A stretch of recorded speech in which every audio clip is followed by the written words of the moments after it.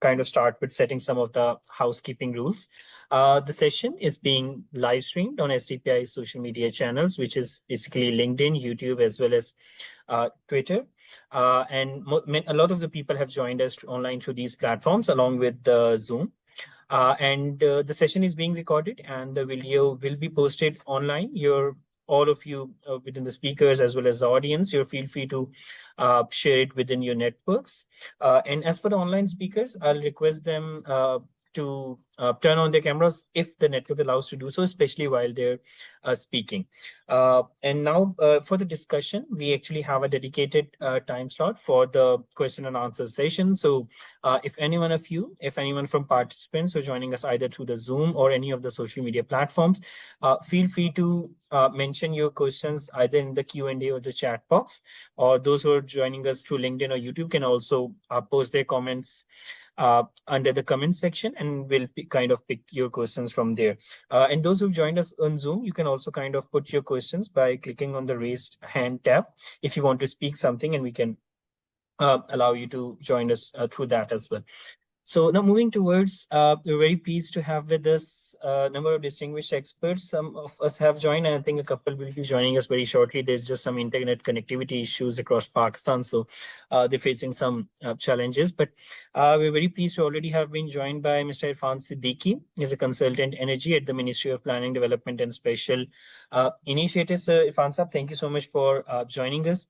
We'll also very shortly be joined by Ms. Naheed Memon. She's the Chief Executive Officer at Oracle Power. And we also have Irfan Ahmed Saab. I think we have recently been discussing, but Irfan Saab is currently the energy consultant and technical advisor to HDPPL. But Irfan Saab possesses a whole lot history of remain engaged with the within the wind energy sector of Pakistan, and is one of the leading experts in those areas as well. We will very shortly be joined by another of our wind energy generator, that is Tanveer Afzal Mirza Saab. He's the Director of Operation and Coordination, and also the Company Secretary at United Energy Pakistan. And most importantly, very pleased to have with us Mr. Muhammad Hamza Naeem. He's a Project Manager, Power System Transformation and Agora Energy Wende. And as the discussion goes forward, we're very pleased to have with us Dr. Khalid Waleed. Dr. Khalid is the Research Fellow at Sustainable Development Policy Institute. First of all, thank you so much, everyone, for joining us today. Now, before coming, I'll set the agenda shortly as well. But before going to the discussion, let me try to give a bit of a context why this debate was initiated and under what stream is this debate coming, and what exactly is the plan of SDPI to how we actually aiming to take the discussion forward, and what is exactly the national context where we actually are trying to fit this debate in. So I'll perhaps take like 3 to 4 minutes to kind of set that context. So I think the main, we're all pretty much aware of what the main challenge is, but Pakistan currently is actually facing what we also call a major energy transformation. At the same time, there's also a paradox that is coming in the power sector. On one hand, we have successfully added large wind capacity, particularly in the Kharo-Chimpir wind corridor, that is driven by long-term policy commitments, international financing, and also a lot of the private sector participation. But on the other hand, there's also a growing share of this clean, low marginal cost electricity that is being curtailed. And I would even say perhaps heavily being curtailed in the recent days. And not because it is expensive or it is unreliable, but because, perhaps it could be my own personal opinion, but the system is kind of structurally, as of now, unable to absorb a large amount. This is not, again, a technical failure of the wind power. It is more of an economic and a system design challenge which the country is actually facing. So if you look, I think Irfan Saab will come in, highlight in detail what the wind curtailment status as of now is. But it is basically, if you talk about the major factor, it is kind of the outcome of these 3 to 4 major interlinked structural constraints. We do have this inflexible grid operations that is kind of more readily optimized for this base load and thermal generation rather than this variable renewable energy systems. Then we all know that there is a demand stagnation in Pakistan. There's suppressed energy consumption in Pakistan that is again driven by some really high tariffs. It is driven by a slowdown in the industrial demand as well. And there's also some historically that we are already seeing a battery surge, but there have been some very limited flexibility options such as storage, any demand side responses, as well as same for the ancillary services. And last but not the least, there are also some contractual rigidities that are there where there are take or pay obligations that coexist with the dispatch constraints that we actually had. So what is actually happening? The result is that there's a stranded clean energy. There is financially stressed cash flows. There are rising investor uncertainties in Pakistan, precisely at a time when Pakistan cannot afford to undermine this confidence in its renewable energy transition. And at the same time, Pakistan's energy sector is also undergoing a deeper and more structural transformation, one that is often discussed in isolation from curtailment, but is in fact directly linked to it. We're witnessing a very unplanned decoupling between the national grid and the economic uplift or the real economy of the Pakistan because of another reason that we actually call as the solar rush or the solar uptake in the country. So now what is actually happening is that as electricity tariff rise, reliability challenges persist, household commercial users, as well as increasingly industrial consumers are moving away from the grid dependence. So these captive generation, rooftop and behind the meter, as well as hybrid systems fringe solutions, they are kind of becoming a rational economic response of the country as well. And as a result, economic activity is continuing, but not translating into proportional growth in grid's electricity demand. And this shift actually has some profound applications as well. And this is where I'll kind of make a connect of this challenge with the sector coupling point that we will be discussing today. So the grid is losing its anchored customers. System costs are being absorbed from a shrinking base, and the traditional assumptions that economic growth will naturally absorb surplus generation does not very strongly hold. So in this context, trying to force more wind power into an increasingly grid uh, constrained grid is neither economically efficient nor strategically viable, at least at this point. So this is where we kind of, and I think Hamza can add a lot more details on this. This is where perhaps the sector coupling comes into play. So what sector coupling is that it kind of offers a fundamentally different way of thinking about wind power, not merely just as electricity for the grid, but as a primary energy input into multiple economic value chains that we'll be discussing today. So at its core, again, for those who don't know, sector coupling basically means the linking the power sector with industry, linking it with fuels, linking it with transport, as well as exports, and allowing that surplus or the curtailed renewable electricity to be converted into different kind of products, services, or even electricity. I think if in case Ms. Nahid has joined, she commonly use the term of molecules that can actually be stored, transported, or are sold either domestically or internationally as well. So from an economic perspective, it does three critical things. That is transforms curtailment into monetized outputs. It kind of decouples wind economics from domestic demand growth, which I previously briefly discussed just now. And the third is kind of improves system efficiency and reduces the circular debt pressure. And among these options, one thing where we actually wanted, because I know Irfan Siddiqui Saab has also done a lot of work, is that among these sector coupling options, also Agora, I mean, I'll just give one example that is around the green hydrogen, because it kind of stands out as one of the most strategic and scalable pathways for Pakistan's wind sector in either the medium term or the medium to long term. So Pakistan, through this, actually has three structural advantages. We actually have, and everyone kind of would agree with this, we have a high wind resource with predictable seasonal patterns as well. There is a demand for hydrogen in some of the sectors, particularly ammonia. We have a very good geographic proximity to emerging global hydrogen markets, particularly in the Asia as well as the Middle East, I would say. And again, the export potential is really, really good. So again, just kind of summarizing that from a financial standpoint, green hydrogen can also act as a flexibility sink, because again, one of the very major areas where this is kind of links with is the flexibility aspect of the grid as well. So, I mean, again, in simple terms, the sector coupling can kind of turn wind power from a domestic reliability into an export-led asset as well. And it goes beyond hydrogen. It goes to industrial heat and electrification, green ammonia for fertilizers.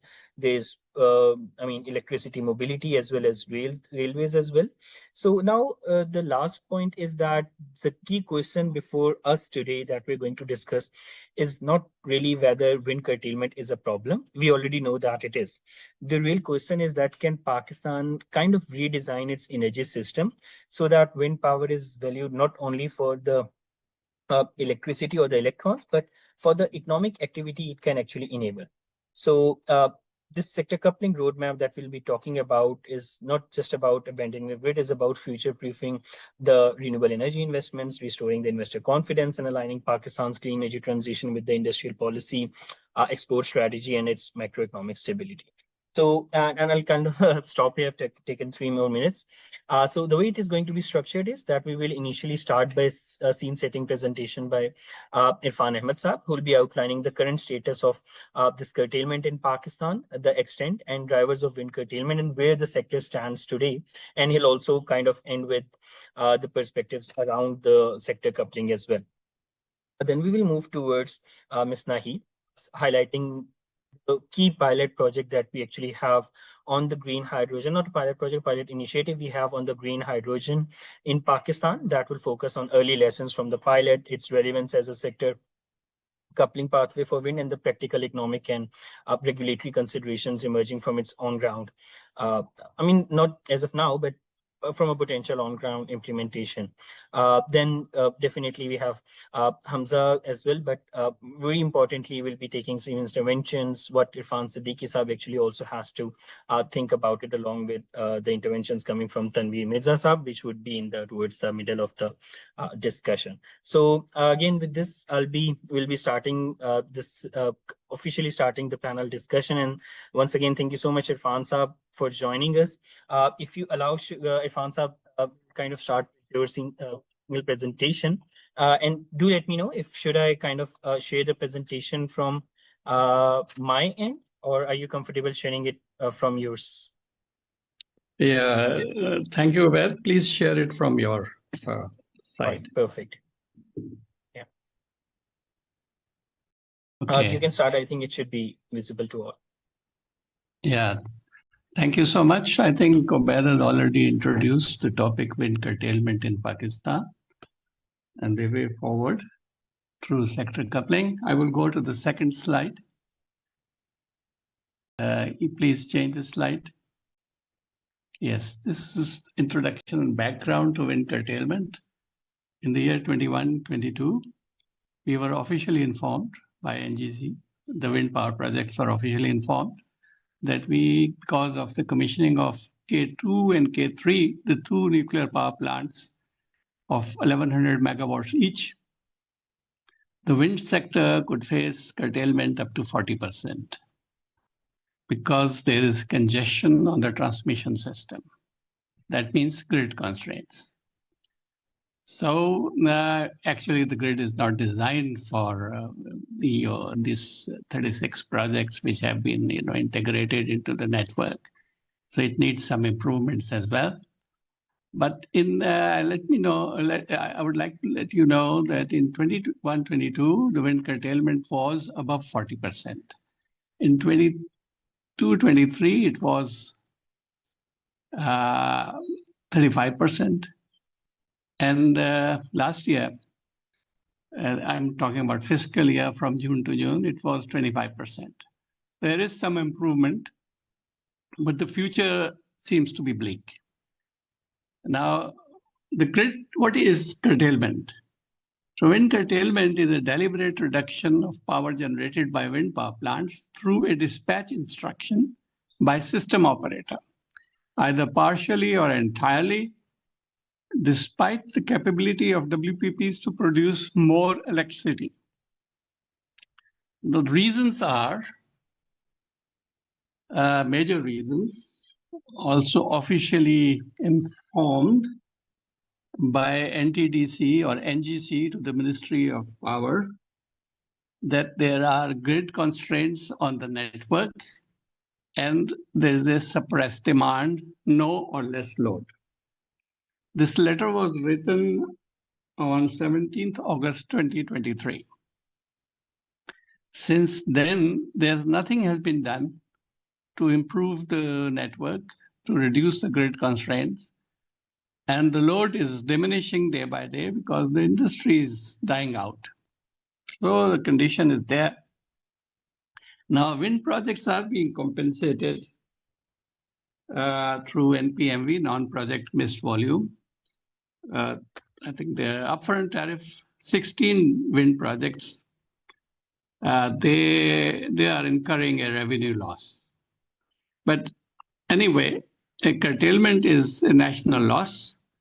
And moreover, the normal mortals are not being supplied with the expected energy. We'll go to the next slide, please. This is authentic and verified data of 7 wind projects, the trend of net delivered energy. And you can see here, I have data on 21. I've just chosen 7. Otherwise, the slide became too busy. So, but the trend is the same, that net delivered energy is going down from year to year. Now, the thing is that the net delivered energy, the tariff was calculated on the basis of net delivered energy. And if ND is reduced, everything, all the calculations, they go haywire. So that's the issue. And the data I'm presenting to you is verified and recent data. About 4 months ago, I got this. So next slide, please.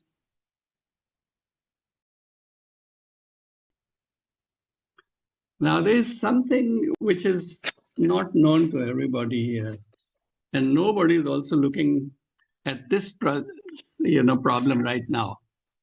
Because of curtailment, we are facing a loss of life of the WTG equipment.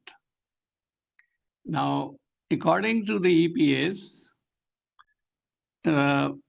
there is curtailment allowed only during the emergency. But because of the grid constraints and no load, we are facing this. And whenever you curtail a wind project, you push it outside the technical limit. If you see here, this is the normal power curve of a turbine. Once curtailed, it is operating in this area, the purple area.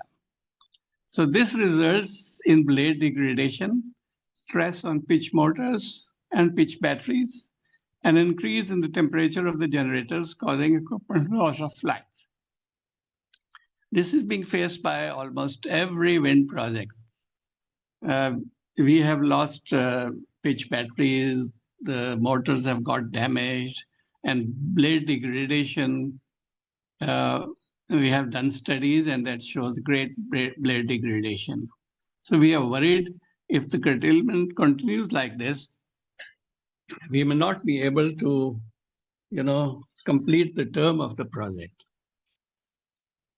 So what should be done then? Next slide, please.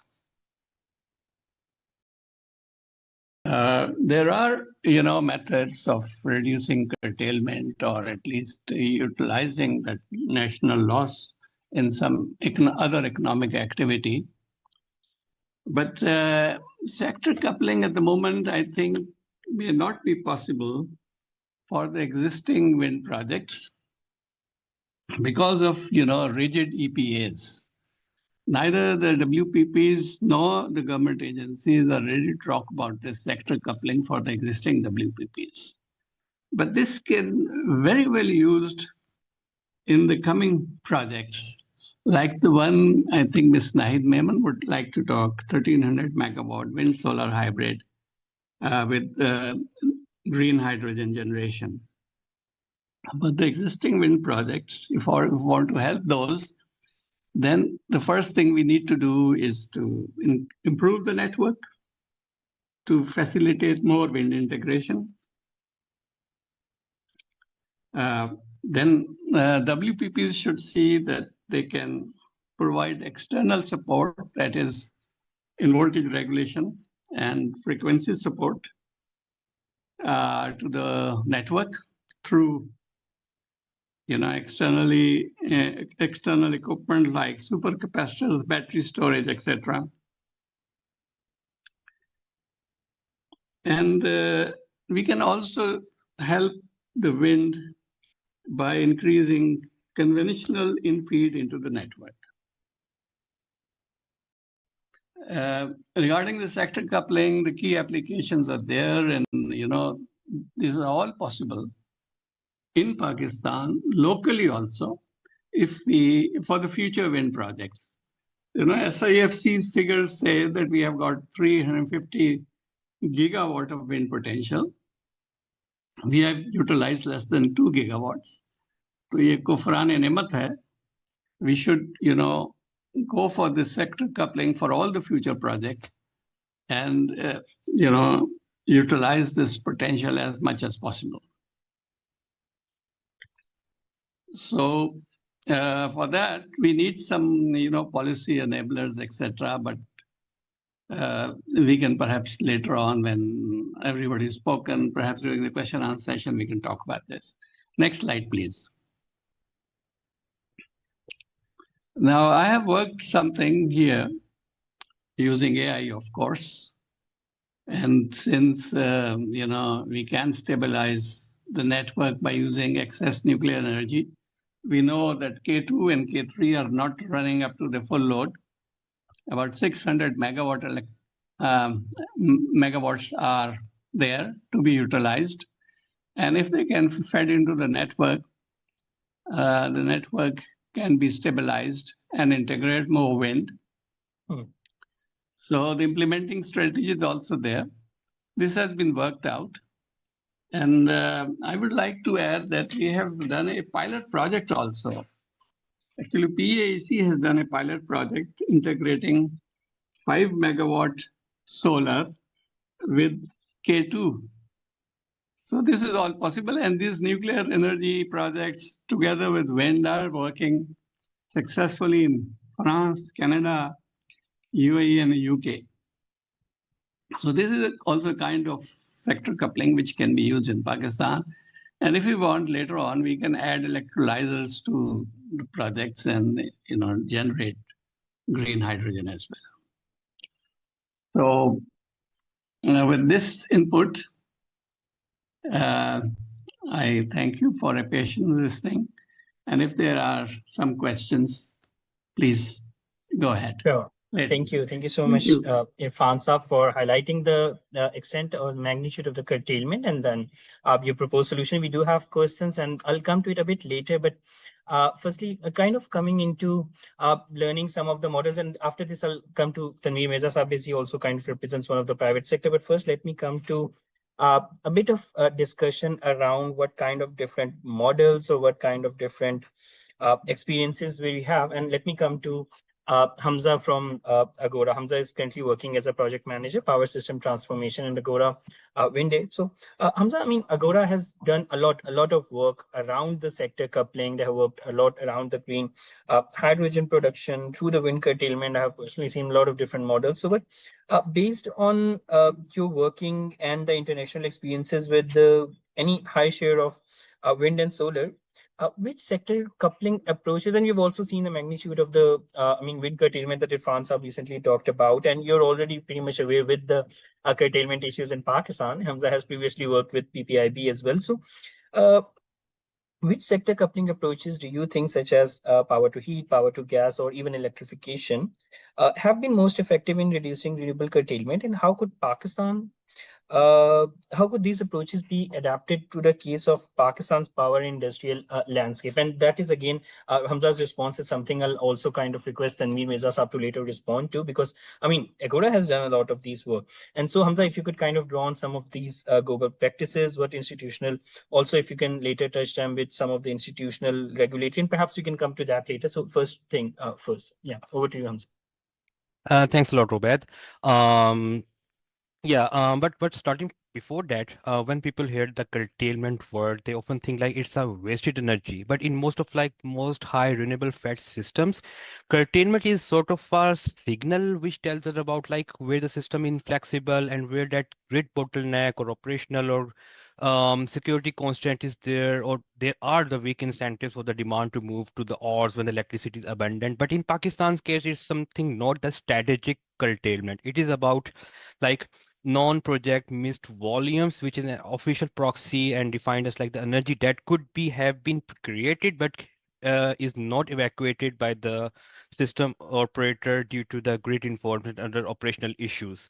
So it's more about like a grid expansion or enforcement issues. If we talk about the sector coupling, we could have the same issues of like enforcement and expansion to solve before going towards the sector coupling. So shedding some light on the international experiences, there could be some practical ways in us like we can use the power towards the heating, and we can also use it as a flexible electrification of industries and buildings. Also, there is an option of smart electrification of transport. In Europe, especially in the places like Denmark and parts of Northern Europe, power to heat has been one of the most effective way to absorb the wind, which is actually surplus at some times. The reason is very much simple, like heat demand is huge and the technologies like heat electric boilers, pumps, and storage can be matured, are actually matured at this time. They are scalable and relatively very much low cost. Pakistan doesn't have the direct heating at the scale, and it doesn't have the potentials for so, but we do have something equally important, that is about like large industrial heat demands. So Pakistan translation of heat to power to heat can be in a way that electric boilers for steam and hot water processes are available, high temperature heat pumps as they fit the temperature ranges, as well as thermal storage where we can store the hot water to shift the demand at the time where we want to have it. We can also start with the sectors like heat demand is continuous and where the electrification is technical easier, like textiles, food and beverages, pulp and power, pulp and paper industry, chemical, dairy, and industrial power, etc. So over here, we don't need to build the whole plant on day one. We can deploy some of the hybrid heat options. We can also keep the existing boilers for backup, run the heating system when it's required, and it's also very much low cost as compared to the current options we could have. And the big lessons from us could be like if we want to curtail or reduce the curtailment quickly, heat can be the first option.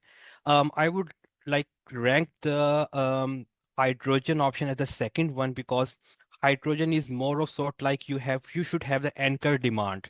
In Pakistan, the anchor demand could be the utilization by the fertilizer and ammonia manufacturing industry. So it could be the option to sink that sort of of the surplus wind power from it. Also, um, a second example for the international scenarios could be the electric vehicles charging, and fleet electrical vehicle charges could be the better word for that.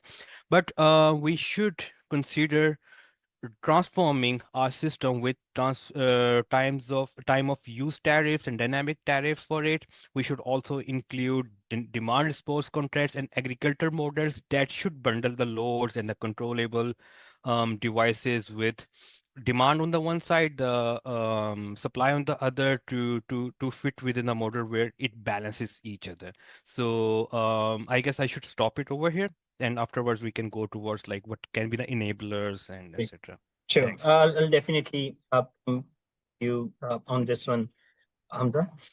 So now coming to again, and I think this is a point where we were again kind of supposed to have some the introduction of the Oracle Power project by Mr. Hidman, but I think that whole there's some disruptions on our hand. So let me express some of the points that she actually had, particularly around the pilot initiative, and we hope that she kind of is able to join in the middle. So yeah, before coming to Tanvi Mirza Saab for also responding on this point around the sector coupling and the wind energy power projects, let me kind of mention that in Pakistan, there is this pilot initiative, which is the Oracle Green Hydropower Project in Pakistan. So let me just explain to everyone based on the notes that we discussion that we actually had with Mir Nahi. So I'll just give a brief of what the project is. So Oracle Power, there was this memorandum of understanding that is signed between Oracle Power through its Oracle Energy and the China Energy Power and Technology (CET), that is also a subsidiary of Green State Grid Corporation of China. And under this, the extension was this was actually a cooperation on developing the green hydrogen project in Thatta and Sindh, and continues the framework for financing, construction, and the development of the project's core facilities, that is renewables plus hydrogen, that is supposed to be a very significant enabler for advancing the technical and financial work. So under this arrangement, the project is to be an integrated hybrid renewable energy system consisting of solar. I think it's roughly 700 to 800 megawatts. There is to be a wind of roughly 500 megawatt, a battery storage, and a green hydrogen facility that is was supposed to kind of work on the electrolysis principle, and it was to kind of provide a power for large scale hydrogen production of approximately above 50,000 tons per year. So there has been some progress. It's definitely not something that is already in the implementation phase. There are some agreements. There's a letter of intent for the developing related renewable projects. There is the land lease that has been issued by the government of Sindh for the project site. And again, there are some technical and commercial feasibility studies that have been conducted.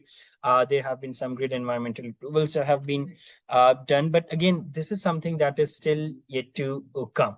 But again, there is the discussion has actually kind of started, and the idea behind that also was that, I mean, if you see the wind curtailment, the reason of having Veer Mirza Sahab as well as Irfan Sahab was that they kind of also have worked a lot with the Chinese investors. So, and if you look at the curtailed wind power, I mean, the Veer Mirza Sahab is from the UEP. Irfan Sahab has also worked with Chinese stakeholders. That is actually also an economic challenge for the Chinese investors in Pakistan as well. So one of the ideas was also to see if the sector can actually produce hydrogen, perhaps not only for the domestic consumption, but also for exporting it back to China, where there's already a market and a demand area that exists. So perhaps that could be one of the key pointers that could actually look into. I won't be speaking much on that. It's better if we hear directly from Ms. Nahid. But coming with the same debate and the points that Hamza already has mentioned, let me invite Tanveer Afzal Mirza Saab at this point. Tanveer Saab, I mean, coming to you on your perspectives on this or your response on this front, and how do you actually see this sector coupling approach as one of the alternate economic streams or alternate financial streams for the case of Pakistan? Thank you very much, Ubaid. First of all, thank you very much, all the participants, and thank you very much, SDPI, for inviting me. What I believe is that we are talking about coupling for different areas, but I think one of the major area of coupling is that it has to be integrated with different stakeholders also. What I mean to say is that when we are talking about a lot of curtailments and this and this and this, so when we look at the real psychology of frame of mind, that why these curtailments for the wind power sectors are there, then it is astonished to note that when we have signed all the documents, it is mentioned that these are the must-run projects. Okay, so if a must-run project is being curtailed, then this is highly unfortunate, actually, that why these are curtailed. And I'm sorry, it's a sort of a negative sort of a thing that when Irfan Sahab have mentioned that even in 2023, when we all the stakeholders have united in NEPRA and we have tried to find out a solution for the these curtailment issues and everything. So it is being told to us that, okay, what we do is that try to find a good solution. for these curtailments. So why not to make a sort of a web portal where we found out that okay, when the wind is blowing high and when the wind is not blowing high, so we'll look into this and then this and this and this. So what happened is that all the wind IPPs, they have contributed together and they have developed a portal which is being directly linked to the government entities. So what I'm sorry to say like this, but this is the frame of the mind actually. We have to look into this before any sort of coupling or anything. So when this web portal is there in operative, so what happened is that normally when the wind is blowing, the wind power projects are being curtailed. So this is something very astonished to note actually. So it's not only the coupling of different segments in the market. Actually, it is the coupling of IPPs with the government, with the legal infrastructure of the government, with the policies also. So we have to make a coupling in this area also so that all the power projects should flourish. So yes, with reference to Hamza, yes, I agree. I fully agree that these wind power projects, they should, especially for the heat, because these two areas where we have to produce the heat, where we have to produce hydrogen, these are very important projects for our future. And it's not only this.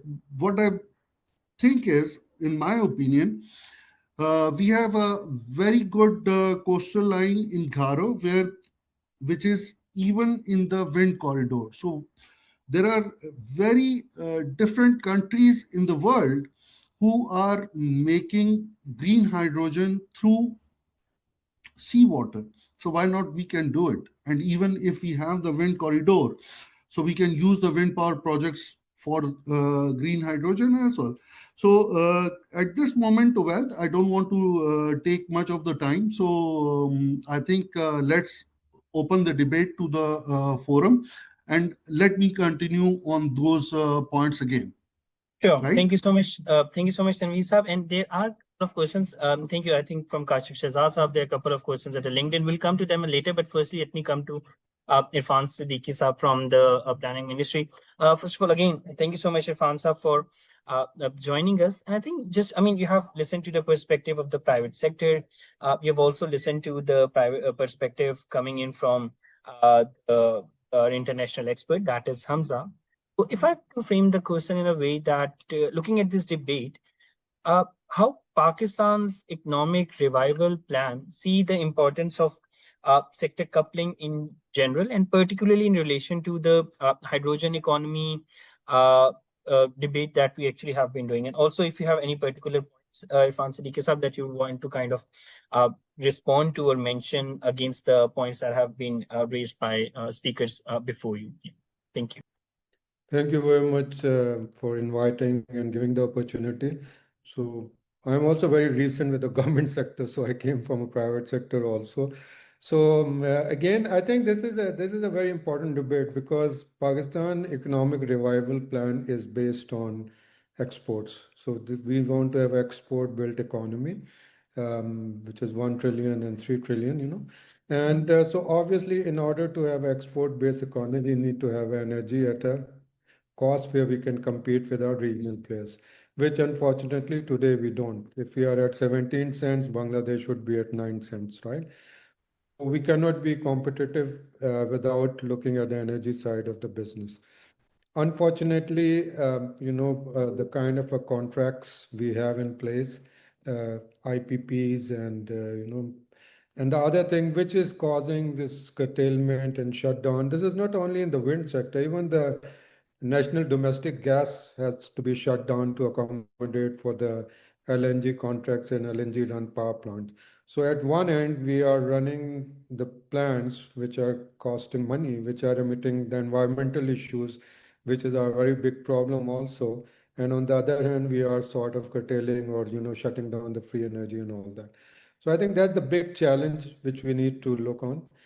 And as we used to say, because I think these kind of a forums and that you have to make understand people, maybe you have to tell them 7 different times, 7 different ways. So we need to keep hammering on this message through every forum that, we need to find a solution for this energy quagmire, right? Today we have almost in a country with $65 billion budget, 30 to $35 billion is expended towards energy, right? Which is, $20 billion of exports, and then capacity charges 7.5, T&D losses, UFG losses, financing losses. So, that's a huge sum of money. So where we are looking at IMF program of $7.5 billion, and we are, not really focusing on the side. And at the end of the day, industry is suffering, and the common man is suffering, because these all these inefficiencies and everything is put in the bills. 60%, 70% of the bill is around these inefficiencies. So that is why, the kind of a dialogue you are arranging is extremely important to set the direction for the country, and how we can make this economic revival plan a reality, basically. A lot of work has been done. And just to congratulate you, because you were part of it, the hydrogen strategy has been approved by the Minister Saab also. So that's a great achievement. So I think we put together in a very short period of time, covering a lot of things. So that is the first time Pakistan hydrogen strategy has been, we have to present it to, Prime Minister and others for approval, but at least at the minister level, it has been approved. The work done by the team, thank you very much. So, while, keeping in mind this perspective, when we were developing, I'm going to talk a little bit about hydrogen and ammonia and how we can convert it into export-based business, right? So when we were looking at this hydrogen strategy, I think there are a few things we looked at it. I mean, we look at our domestic challenges, heavy import of expensive fuel, our domestic production is declining. Today we are at 2.7, 5 years down the road, if nothing change, we'll be at 1.5, another $6 billion of imports, right? Our companies are suffering due to circular debt issue, $3 trillion of circular debt between gas and all that. Sectors are heavily dependent on the fossil fuels, so it is very difficult to convert them due to the financial and all. Then that obviously there's a climate issue also, right? Because our fossil fuel, we are putting a lot of CO2 into the system, and we are having these floods and everything which are destroying our economy anyway. So based on that, we when we devise our hydrogen strategy, we were looking at, obviously one of the thing was to produce it at a very competitive cost, where we need the energy price around 2 cents, 2.5 cents per kg, because 70% of the cost is the energy cost. And this is where, when we were talking about this couple of projects which we put in, we were looking at this wind energy in the Gulf. Instead of putting a whole thing new, our discussion around Nahid was that, we want to put a modular. We want to start small, and then we built it on. And we need to use this, instead of putting, all these kind of a battery storage and everything initially, we need to use this, maybe the curtail power of wind and all that, to produce hydrogen. And then basically we wanted to really go into the green ammonia, which can be easily transported and all that. And initially we can blend it into the companies like Angros and others to create a domestic demand creation and gradually build it up. Because, a 400 megawatt with a capex of $2 billion, Pakistan does not have a $2 billion project. There's a very little investor confidence when you talk about couple of $1 billion projects. So that is why we have to start small, and then we have to build it up to have the investor confidence, right? The only 2, 3 projects would be a rail project and yeah, and a building project and all that. So this is where, so I think just to take this discussion around Pakistan Economic Revival Plan, we need to have to look at really how we can, because the problem is our infrastructure is very old, transmission and distribution. And it has its constraint also. Our demand center is in north and we are producing in south, right? So we are traveling maybe 1,000, 1,500 kilometer, and there's all these kind of a losses and everything. And the more we talk about renewable energy, the bigger the challenge becomes. More renewable energy you produce, your capacity payment will increase. So the only thing is this economic revival where you can increase the activity, you can increase the industrialization and all that, where you can use this energy to ensure that the green energy comes into play. Already, we don't have a sanctity of policy, right? You can look at the, solar policy, you can look at the net metering and all that, what is happening with that. Industries are crying, the grid is, so what we are doing in terms of policies, I think we are shifting people that will even make grid even more idle, because people are going to go to off-grid systems, battery storage and all that. So I think these are the kind of a things which is very, very important that we need to look at. This is a sunk cost for the government, the capacity payment, the curtail power.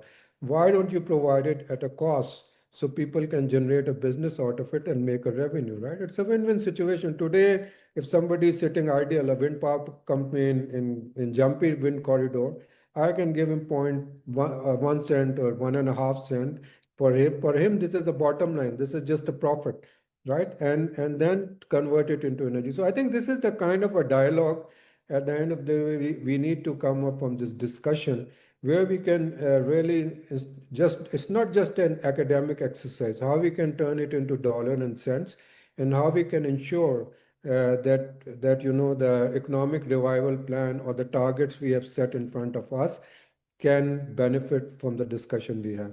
So I think that's what I have to say. Thank you so much, and it's really, really wonderful to hear your perspectives and how really the government is bringing into this opportunity. Thank you so much, Irfan Saab. That's really, really a lot of rays of hope over there as well. So let me firstly check if at this point Dr. Khalid wants to come into for any of his intervention before we kind of go into the second round of discussion. So yes, Dr. Khalid, any points you would like to kind of highlight?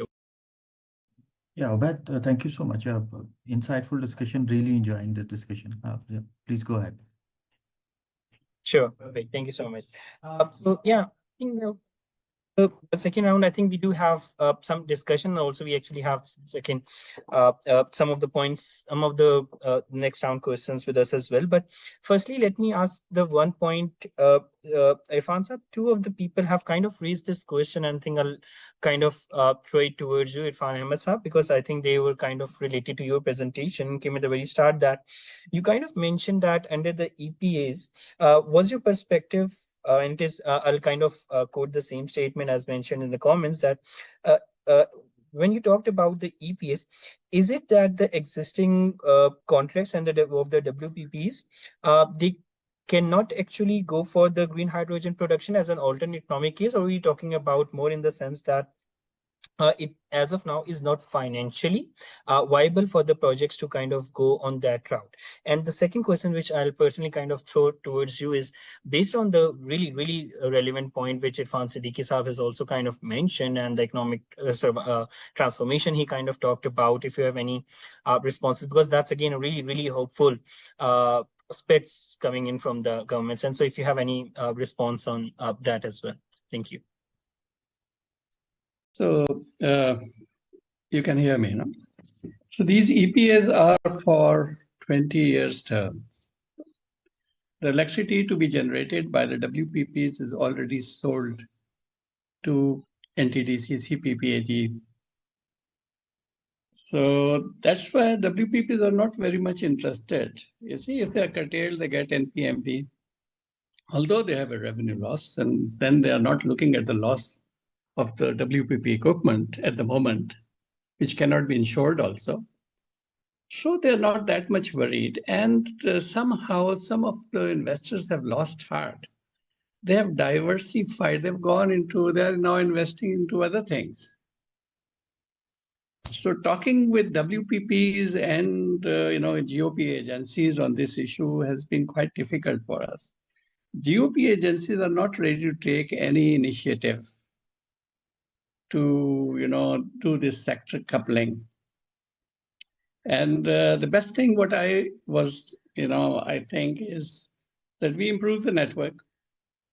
WPPs might be ready to invest in providing ancillary services to external means, supercapacitors, battery storage, etc., so that curtailment is reduced.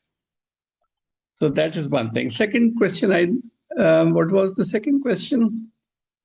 It was basically if you have any response on the points that the Hamza Aider mentioned, and also Irfan Siddiqui Saab mentioned around the Pakistan's economic transformation. Yeah. If in case you have anything to add at this point. Well, we have huge renewable potential. And we can't go on importing oil for our energy.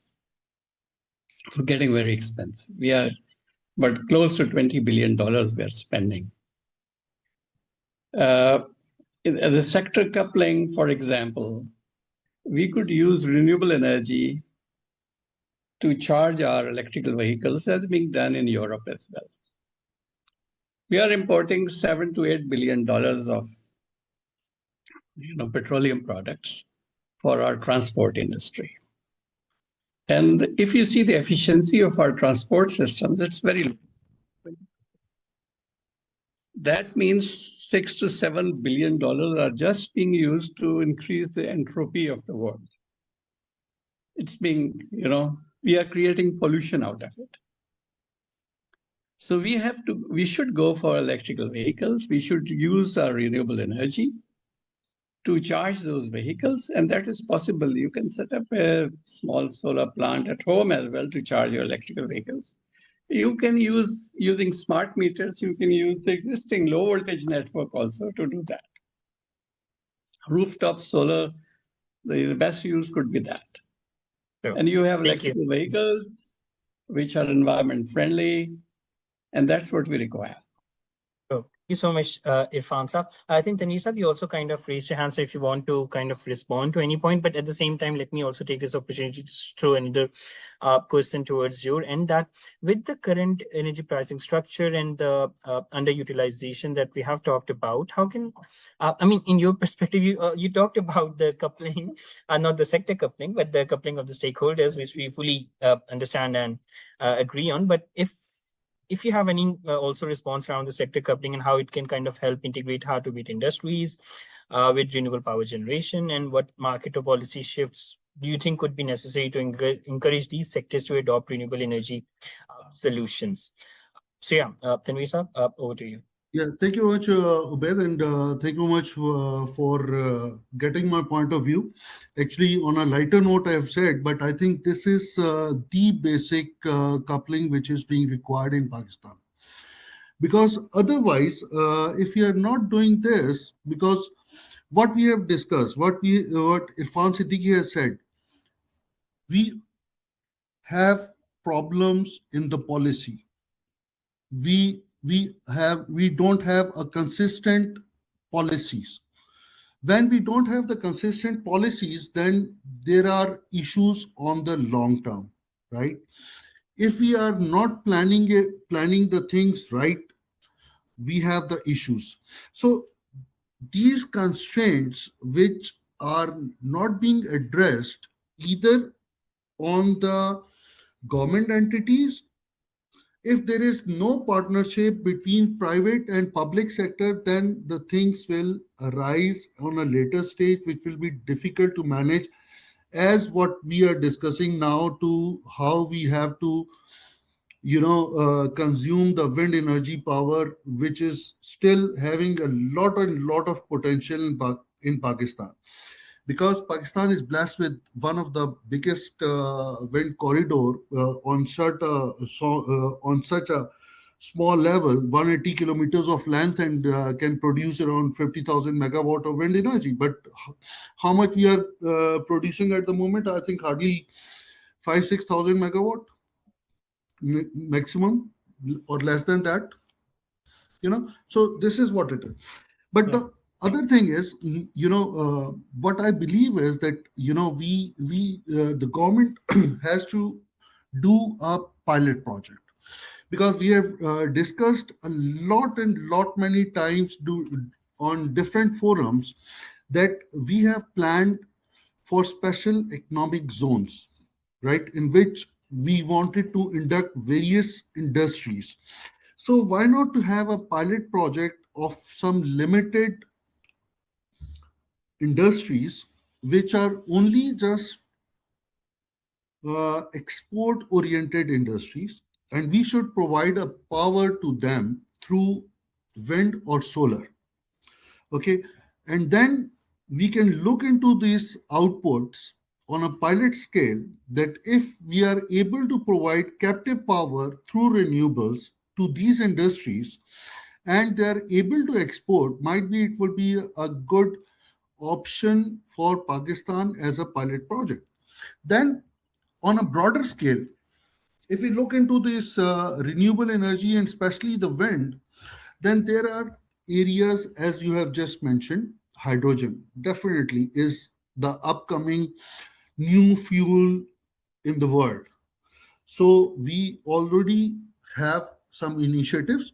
And again, these are your great efforts. I mean, the SDPI great efforts that you are bringing in this new fuel into Pakistan. I think this is one of the very important coupling which we have now, because with hydrogen, ammonia, fertilizers, and Pakistan being an agriculture country, definitely we have a big scope of this Hmm. fuel in Perfect. Yeah. Pakistan. Thank you. Thank you Right? so much, Tanveer Saab. Very well noted. And yes, we fully endorse this. And coming back to Hamza, Irfan Saab, I'll just come to you in just 2 to 3 minutes at maximum.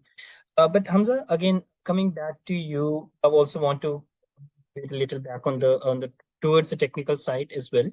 But you see, I mean, you heard the views of what the challenges or the perspectives of the private sector in Pakistan are, and I think you'll also kind of Agora would actually see this development of Pakistan's actual in hydrogen policy as a very positive step in the overall landscape.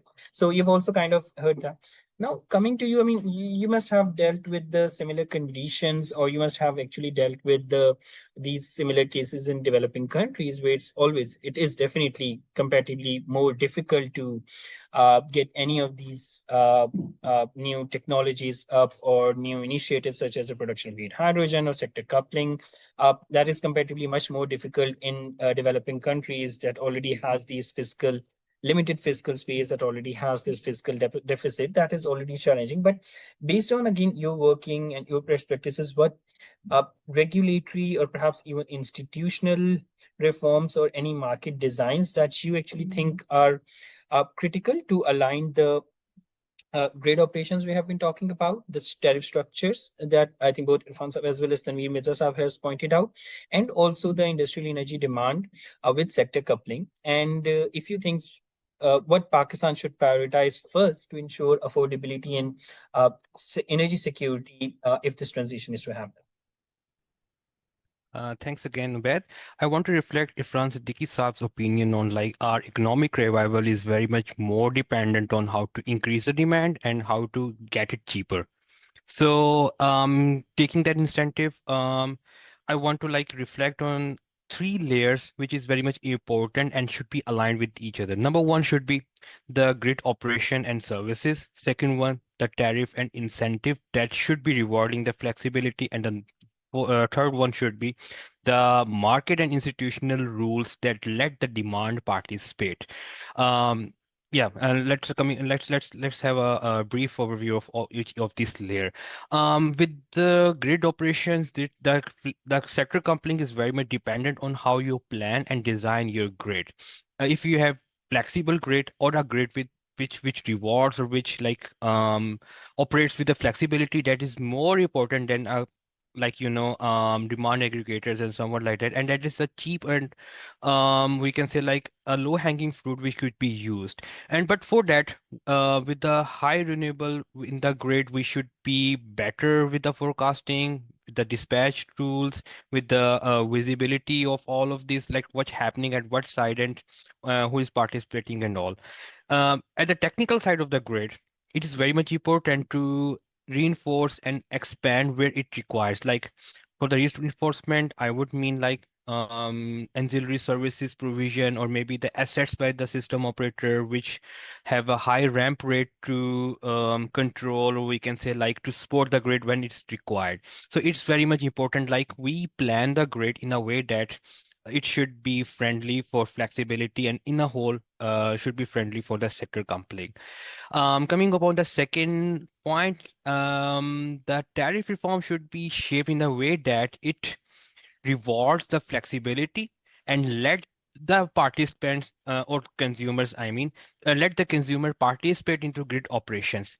NEPRA has also already pointed out that the time of use tariff should be the way and is a way to flatten the demand curve. But the more important step might be the moving beyond the time of use tariff and introducing something like the flexibility tariff. So the large customers, in a way that they should be allowed to shift their demand or shift their consumption based upon like what actually the signal is being going on by the grid operators and system operation. And this is how we can also enhance the industrial power to heat and manage the EV charging and also making them bankable.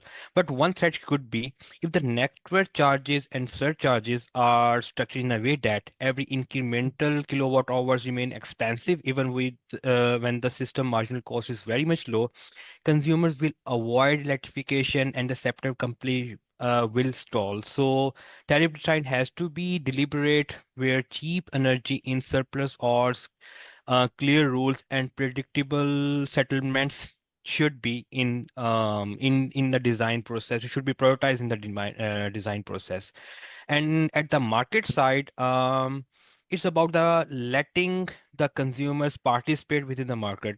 In the leading markets, demand response and aggregators build the flexibility just like the generator in a way that I will reduce the load and peak. And on the other side, for the curtailment, I will increase the load when system is oversupplied. I guess Pakistan can do this even before the full market liberalization by piloting like a formal demand response product procured by the system operator or market operator, or aggregator participation for the EV fleets and the industrial portfolios. And also it should be accompanied by a standard measurement and verification system, and basic telemetry requirements should be also in place. So this is actually the three layer like I can think of like going forward from here. And finally, institutionally, Pakistan needs a stronger coordination across transmission planning, distribution realities, and speaking about the major load center just nearby in the proximity of this wind IPPs, the Karachi interface should be like something we can also prioritize, because sector coupling near Karachi is a huge opportunity, but it needs commercial as well as the operational alignment with overall scoping. Yeah, thanks. Sorry, thank you so much, Hamza, for bringing this and highlighting this relay format. Just one follow up, and it's on a different. And if in case you want to respond to it, I mean, looking into the case of Germany, I mean, what we all know that Germany has a very high uh, domestic demand for the hydrogen consumption, particularly because of the whole residential heating angle. Uh, if in Germany or in any other countries, uh, can you or do you know any of the examples where wind curtailment, or even perhaps even going a bit beyond the wind curtailment, perhaps renewable energy curtailment has been addressed, or are there any initiatives that are addressing these issues through the sector coupling? Are there any examples that kind of comes right in front of you? At this time, I'm sorry, like I could Sure, be no short of worries. like say examples, but yeah, for the sector coupling, not particularly for the hydrogen, but the sector coupling, it is always be assumed that the oversupply of the energy or power from the renewable is the best case for coupling and consuming this for the sector one. Even though in Perfect. Germany, yeah, in Germany, so the operators like the system operator or the grid operators prioritize and reward the consumers at the side of demand to shift their demand in a way that they get the signals from the market, and obviously they shape their demand itself there. Yeah. Thank you so much. No, thank you so much, Hamza, See, for Obed, highlighting this. Coming sorry to interfering like this. sorry. Actually, the thing is that your question actually is not related with reference to the existing infrastructure. Why I'm saying like this? Because if you look at the Saudi market at the moment, okay, they are developing new areas. They are developing the new whole cities. They are developing the new whole uh, infrastructure of the cities. There they are using different methodologies of renewable energy with the sector coupling. Even they are using the green hydrogen as well. And there are Yes. countries, that is why I'm using that in all those new developing areas. So what it means, this means that they have made strong plans and they are implementing the strong plans, not for the existing infrastructure, but for the newly developed areas. You Yes. look at Getting. the Saudi model and you'll get it there. Sure, perfect. Thank you so much, Tanveer Saab, for highlighting this. And yes, I'm now getting the point. Coming to back, I think Irfan Saab, sorry, we couldn't take you at that time, but you actually wanted to either perhaps respond to the points or before coming to Dr. Khalid, I think my also the second part of my question to you would be if you already have did a very hopeful kind of forms in the government plans, but if you is there any future course of action that you actually see that can actually address or not address, but perhaps be a part of the solution? So yeah, over to you. And obviously, I think there are looking at different options and looking at some out of the box ideas also. Obviously, one of the thing I think which others highlighted also that we have the issue is the silo approach we have everywhere between say power and petroleum and water and all that. So that silo approach is causing a lot of problem also. So one of the thing which we're trying to develop is a committee under chairmanship of Honorable Prime Minister, which is going to review the progress on this because a plan has been made, and now actions has been identified, and the line ministries have to address those actions. So for that, we have requested that this high level committee would be formed under the Prime Minister leadership, and that will review the progress on those so everybody is very interested to make this happen. And there are few things which are happening. Like I give you a small example that Bitcoin mining, that is one of the thing which has started in Pakistan, and part of the reason is to use this excess energy or power which we have. Like we can use 2000 megawatt initially for bit mining, right? So this energy, so that will probably reduce the pressure on curtailment and all that and excess energy. So these are the kind of initiative. And again, as I said, that economic activity is, we are very hopeful. There's a lot happening on the mining sector. The agriculture sector we are focusing a lot. So there are a lot of things happening. So that economical revival will inshallah bring the activity. And if you are going to achieve the GDP growth of 5 to 6%, then obviously these issues around power should go away. So I think there are things happening, but one of the thing obviously is the ownership from the very high. SIFC is directly looking into it. Prime Minister is directly looking at new policies around EV. Somebody talked about it. So that's also, Irfan Sahib, I think that's also one of the major initiative around EVs. That is also using the excess energy and all that, both in term of charging and reducing the import of expensive fuel from outside by converting into electric vehicles. So it's not all doom and gloom. There are good things happening also. But we need to keep focus, and we need to keep pushing, and we need to keep coming up with some out of the box ideas to ensure that they are implemented. I'm very happy about this hydrogen and what we can do with that. So I think again, congratulations for getting it arranged, and some very good work, some very good comments.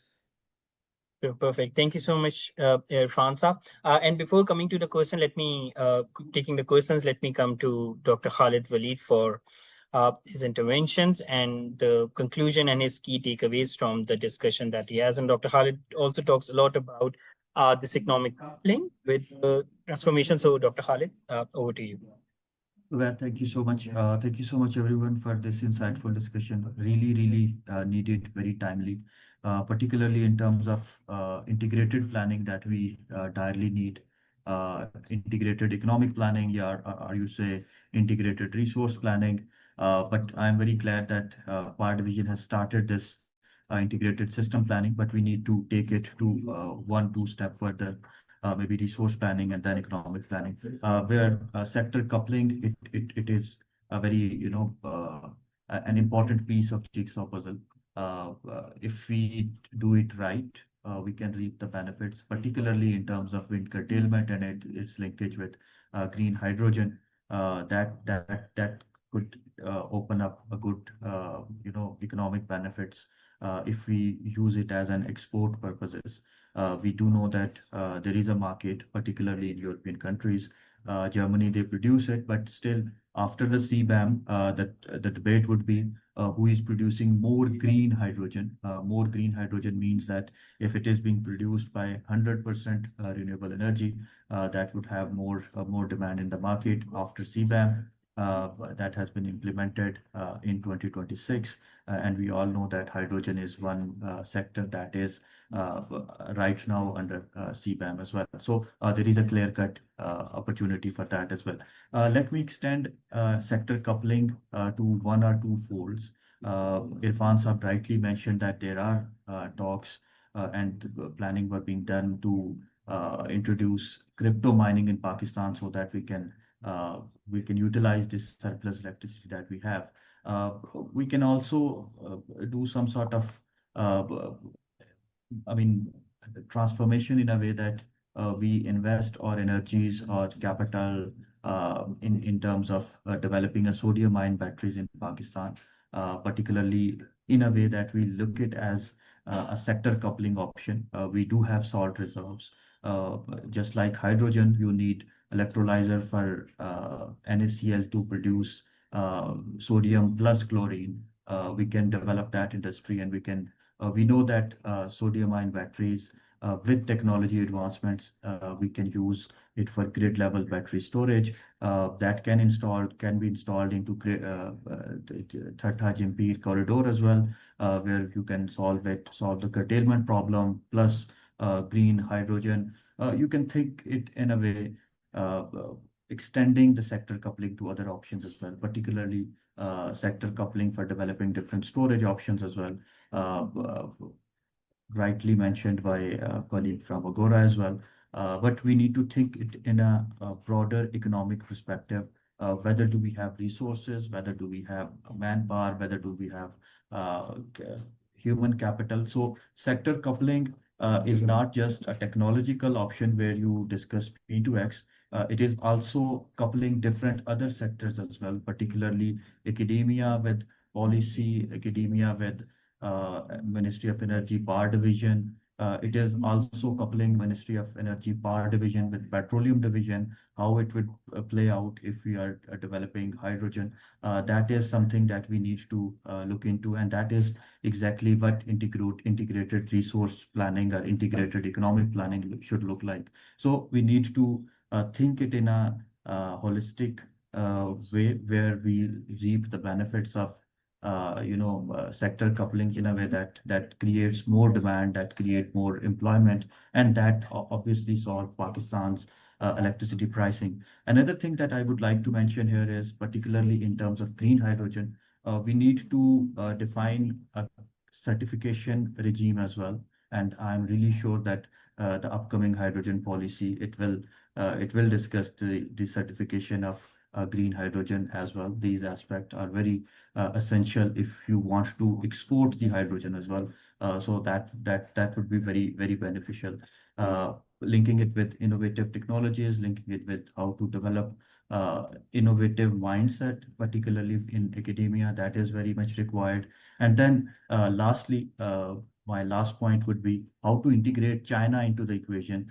We all know that Chinese assets, Chinese investments, particularly in energy sector, they are becoming continuously stranded, particularly for Pakistan's economy. If you see it from a standpoint of coal-based assets, particularly the imported coal assets, how they can repurposed, how they can coupled in terms of sector coupling, maybe repurposing in terms of storage facilities. If you again bring the sodium ion battery debate into the fold, how these power plants can be repurposed into that, and then wind curtailment issue, particularly keeping in mind Pakistan's solar boom, because we all know that this will not stop, and maybe the curtailment issue, it will continue to rise. But we need to find out how China fits into the equation. China fits into the equation very relevantly, particularly in terms of developing special economic zones, and not just developing new special economic zones.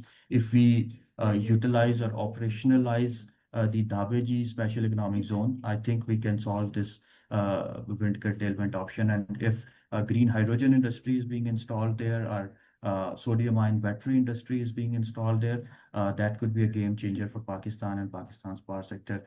With this, I would say that SDPI would keep on continuing holding these dialogues where we explore these innovative ideas, how they can fit into the equation. I always say the 3E equation of Pakistan: economy, energy, environment. If we are not discussing in an integrated way, I think we'll be left out. Thank you so much for the debate. Back to you. Thank you. Thank you so much, And I would Dr. like Khalid, to for add a word, if possible. answer. Will just come to you in one minute. And think, yes, exactly. The China angle, that is extremely, Dr. Khalid pointed out at the end towards, is extremely important. And also, I think taking lead from the discussion also, just like also kind of trying to mention that uh, looking at this debate of sector coupling, looking at this debate of hydrogen economy or the green hydrogen production, it needs to be looked from a little bit of a different angle that also Dr. Khalid kind of hinted into. If you can, I mean, definitely, once again, the way the energy sector of Pakistan has actually transformed, a very centric or the government-centric system that kind of allows that initially the existing issues of the wind power projects are addressed, and then I mean, it kind of demand increases to a point where there's a huge demand, that domestic demand, that kind of builds in. That might not really work. So instead of, again, this needs to be kind of seen as an economic or a strategic economic conversation rather than kind of addressing the challenges, and how this can actually providing an economic opportunity to be addressed rather than addressing any of the previous issues that we've talked about. Nonetheless, I think there are a few of the questions that we actually have to respond to. So I'll just kind of quickly try to read them. I think two of them are kind of Irfan Siddiqui Saab, relevant to you. And I think what the first question is, which also kind of, I think Dr. Khalid has partially addressed it, but still, if you'd like to kind of respond anything to this point, which is a question from Zubair. This is that in a context where rooftop solar and battery adoption is accelerating rapidly, and wind power is already available at low cost, why Pakistan continues to rely on a very centralized and a monopolistic electricity grid, one that kind of prioritizes IPPs, absorbs discourse inefficiency, and eventually these things leads to wind curtailment. And the rather, it should be opening the grid to competition and putting domestic commercial industrial consumers at the center of an electricity market. So, Irfan Saab, if you want to respond to this question. Yeah, thank you very much. I think that's a great question.